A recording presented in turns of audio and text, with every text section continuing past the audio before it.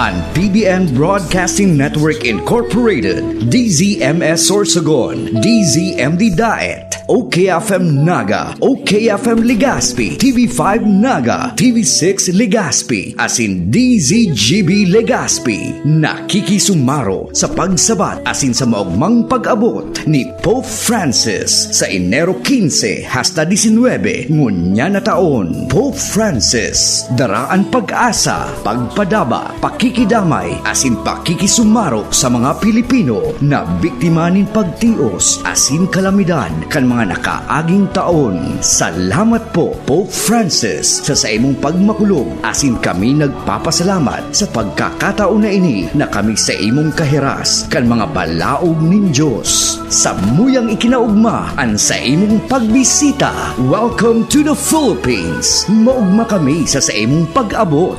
Pope Francis.